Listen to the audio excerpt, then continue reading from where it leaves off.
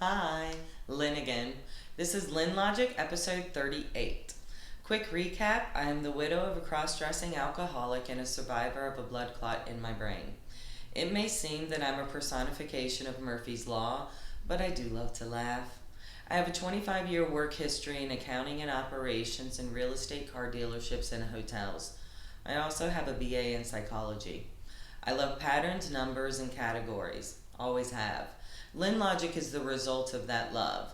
This is episode 38. Dear white people, dear black people.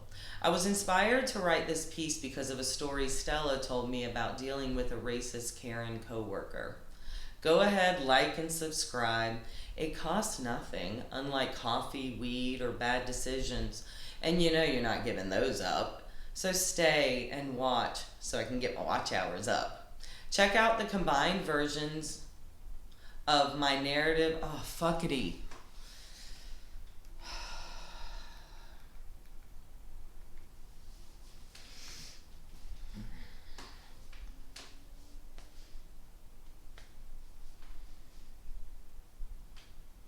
Hi, Lynn again.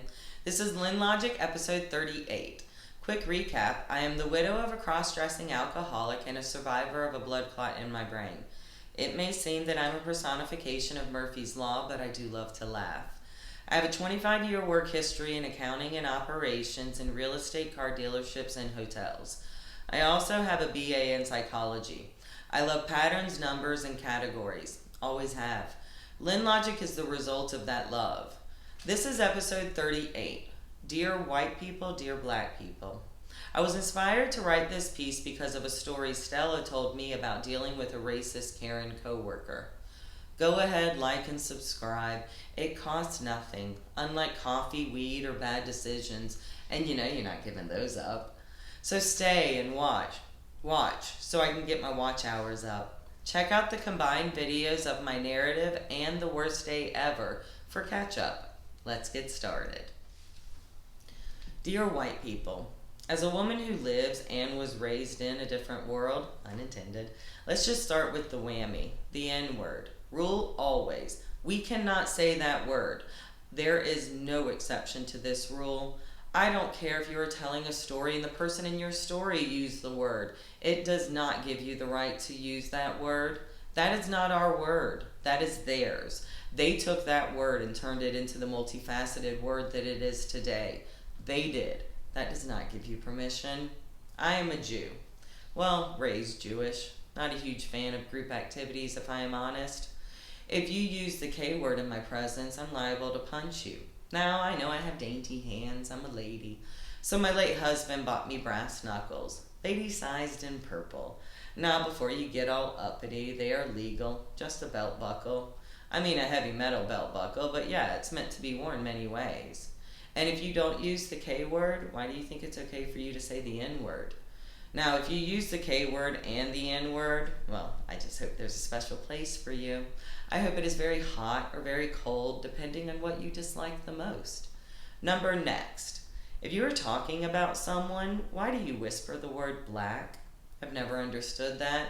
If what you are saying requires you to whisper a word in your sentence, then you probably shouldn't be saying it.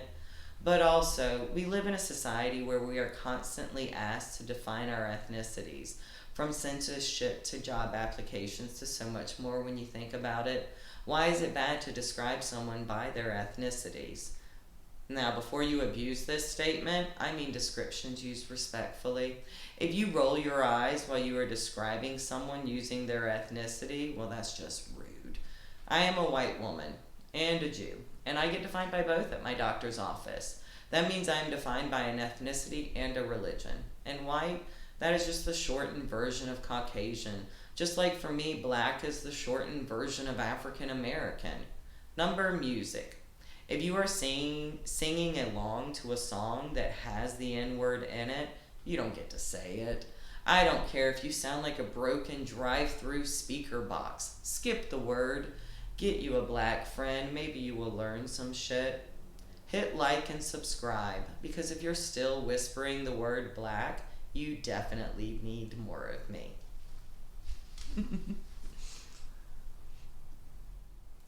Dear black people, Hi, how you doing?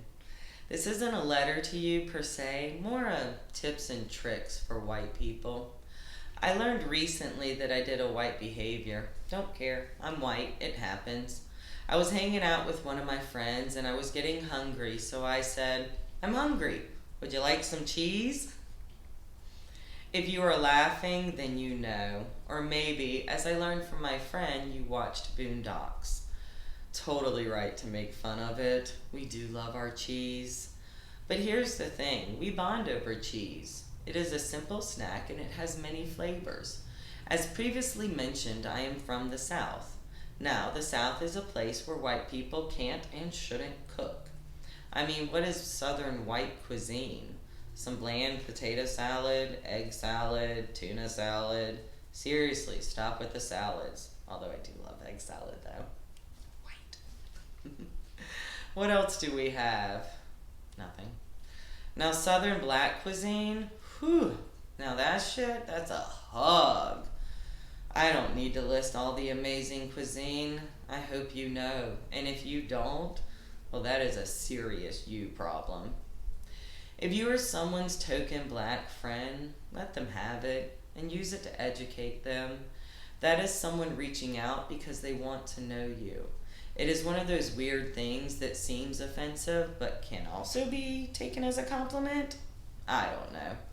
I don't know if I'm someone's token Jewish friend, but I've always been the token Jew at work. I'm an accountant. I fit the stereotype. I thought it was funny.